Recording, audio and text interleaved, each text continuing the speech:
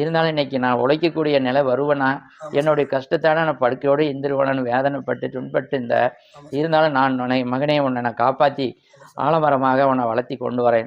இது ஒரு விழுதாக நினைச்சிக்க, உன் நோயை நான் தொடச்சி கொடுக்குறேன்னு உன் நோயை தீர்த்து கொடுத்தேன். அதே போல் உன் நோயை குணப்படுத்தி உன்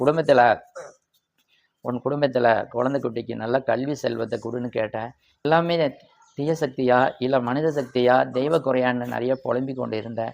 அந்த அமைதியான நிலைக்கு உனக்கு நல்ல வேலை வாய்ப்பு இப்போ தான் துளுக்கக்கூடிய நிலையை வளர்ச்சி கொடுத்துருக்க. நாளுக்கு நாளாக துளிர் எடுக்கும்பா. அந்த துளிர் எடுத்தால் உன்னுடைய குடும்ப வளர்ச்சிக்கு வருமானம் கிடைக்கும். உழைப்பால் உனக்கு முன்னேற்றத்தை கொடுக்குறேன். உன் குடும்பத்தில் ஆண் பொண்ணு ஆரோக்கியத்தை கொடுக்குறேன். தெய்வத்தை உன் குலதெய்வத்தை நினச்சி கும்பிட்டு எப்போதும் நீ எந்த பக்கம் போனாலும் தங்கமுகமாக வரத்துக்கு இந்த ஆயா அருள் உண்டு, பெருமாள் துணை உண்டு. ஒன்று எதுக்காகப்பா எனக்கு காணிக்கை செலுத்தியிருக்க?